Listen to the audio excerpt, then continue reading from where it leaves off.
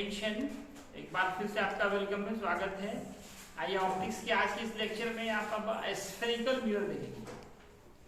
पिछले लेक्चर में आपने देखा था प्लेन मिरर, अब आप देखेंगे स्फेरिकल मिरर। हिंदी बोला तो गोलीय दर्पण। ये भी आप 8th में 10th में पढ़े हुए हैं, नई कोई बात नहीं है, लेकिन एक बार हम लोग रिवीजन करेंगे। ये लेक्चर 10th वाले 8th वाले के लिए भी इम्पोर्टेंट हो गया। तो बच्चों, लेकिन ये चैप्टर थोड़ा बेस है, आगे के जितने भी पढ़ाई है आपका जो आपके सिलेबस में है उसके लिए बेस यही है। अगर आप यही नहीं समझेंगे तो आगे फिर ऑप्टिक्स जो है बिल्कुल आसान चीज़ है वो भारी लगने लगेगा। इसलिए आज जो भी पढ़ाया जाता है वो फाउंडेशन क्लास है, ऑप्टिक्स का बुनियाद है, रूट है, जड़ है। इसको ध्यान से देखिए, ये बातें बिल्कुल दिमाग में बैठ जानी चाहिए। कहाँ पोल, कहाँ फोकस, कहाँ फोकल लेंथ, कहाँ रेडियस ऑफ कर्वेचर, ये सारी बातें दिमाग में बिल्कुल बैठ जानी चाहिए।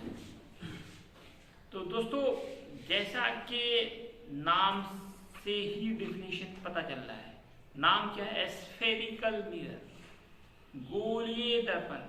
स्फेयर में होता ही गोला, जो मिरर किसी गोले का पार्ट हो, एक ऐसा मिरर जो किसी खोखले गोले का पार्ट हो, सॉलिड नहीं, hollow sphere.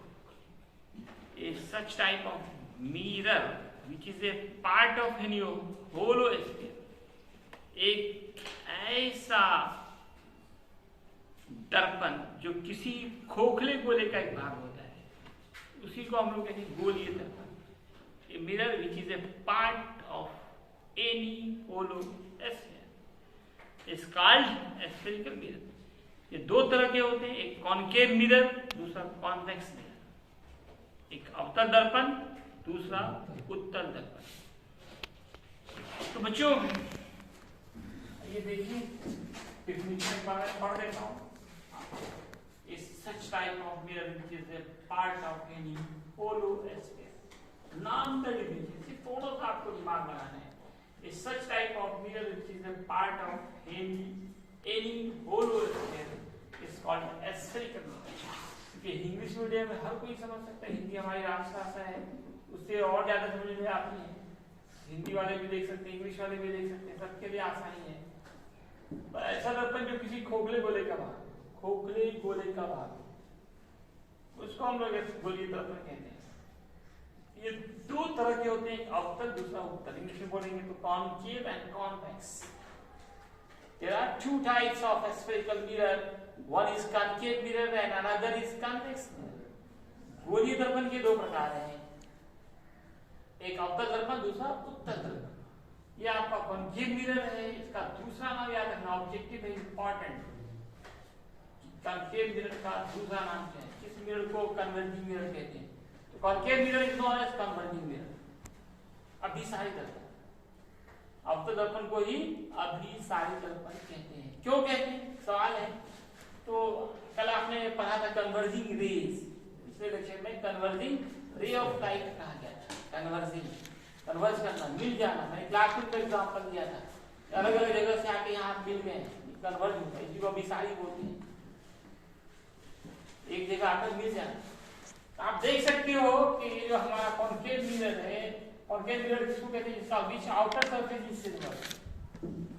Mirror which outer surface is silver and inner part is reflecting surface. ऐसा दर्पण जिसका बाहरी सतह रजतीत हो, पेंट क्या हो, पॉलिश क्या हो। ये पेंटिंग को दिखाया जाता है, पॉलिश को, रजतीत को, सिल्वर को दिखाया जाता है।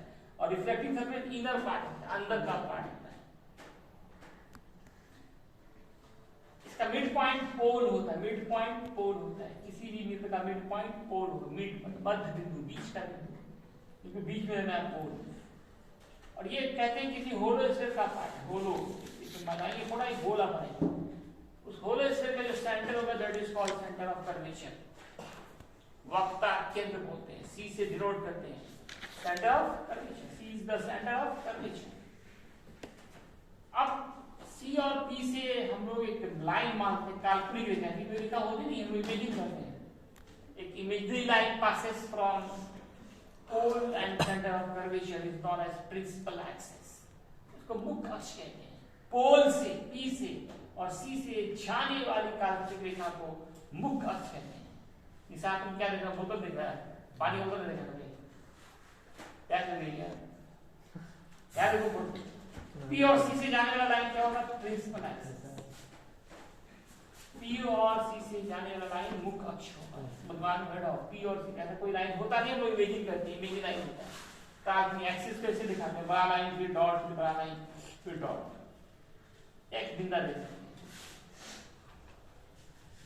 इसमें प्रिंसिपल एक्सिस के जो पैरेलल है, इसके समांतर जितनी भी किरणें आएंगी, ये भी पैरेलल आया, फोकस पे गया, ये भी आया, ये भी फोकस पे गया, सब ने एक जगह आके मिल रही। कहाँ मिल रही है, फोकस पे मिल रही है, फोकस पे मिल रही है, या जिस बिंदु पे मिलती है प्रिंसिपल एक्सिस के, जिस बिंदु पे मिलती है उसी बिंदु का नाम फोकस है, या प्रिंसिपल फोकस।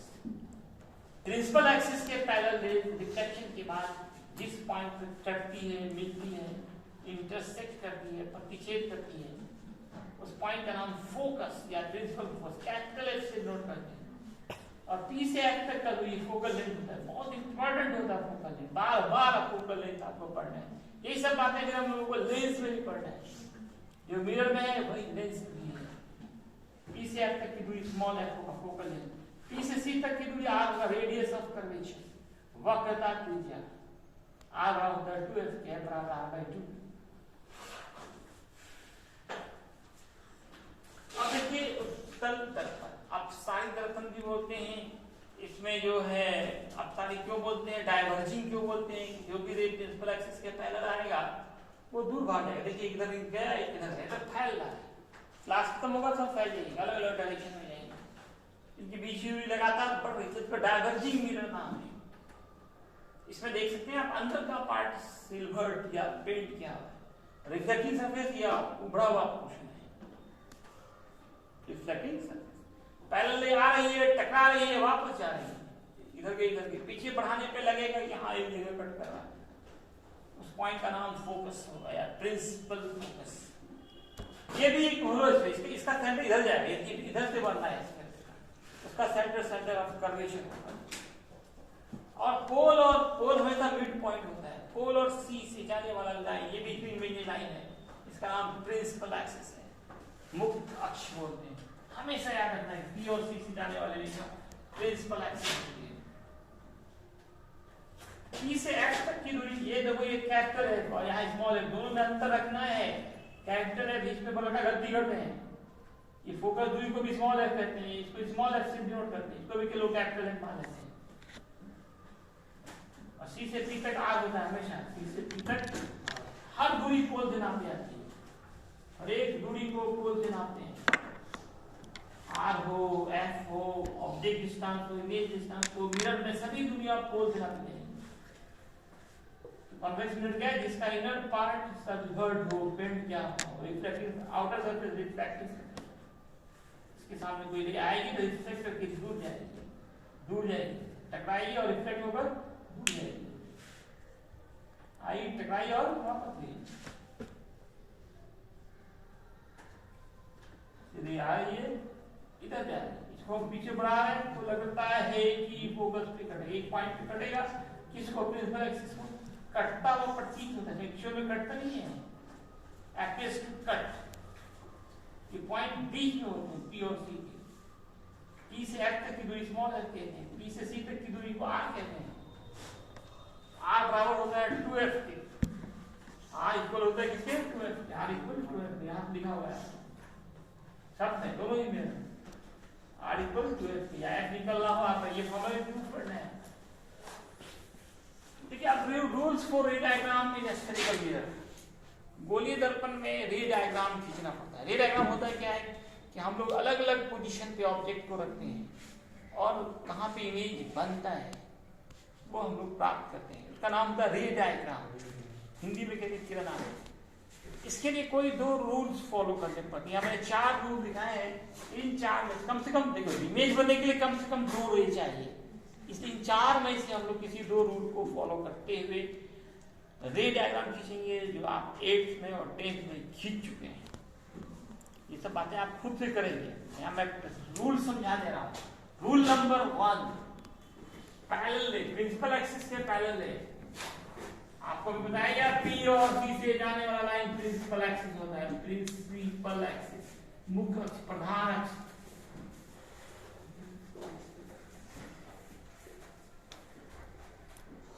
पी और सी से जाने वाला लाइन प्रिंसिपल एक्सिस होता है। इसके पैरेलल ले आएगा, फोकस से जाएगा। पोल से फोकस की दूरी फोकल लेंथ कहलाएगा, स्मॉल है। सी से पी तक की दूरी आर कहलाएगा। तो पैरेलल ले हमेशा फोकस से जाएगी, इसमें जाएगी और इसमें जाती हुई प्रतीत होगी। एपेस टू कट, रेट उधर जा रही है, पीछे बढ़ाने पे कब लगेगा, फोकस पे कट करेंगे। सबसे ज्यादा ये वाला रूल फॉलो करते हैं हम लोग। एक रे हमेशा पैरेलल रहते हैं प्रिंसिपल एक्सिस की। टकरा की वो हमेशा फोकस से जाएगी, इसमें जाएगी, इसमें जाती हुई प्रतीत होगी। दूसरा, पोल से अगर आप लेते हो तो आपतन कोण बराबर प्राप्त होगा। जितना बड़ा ये एंगल है उतना ही बड़ा करते हुए लौट आएंगे और वहां बिल्कुल वही है। अगर सी से जाती, सी से जाने वाला जाएगी भी उसी पार्ट से लौट आएगी, जाएगी, टकराएगी, वापस आएगी। क्या बात है, ऐसे बढ़ी हो क्या उधर कोई पा रहा है? हो गया एक घटा हुआ निबंध आप लोगों को।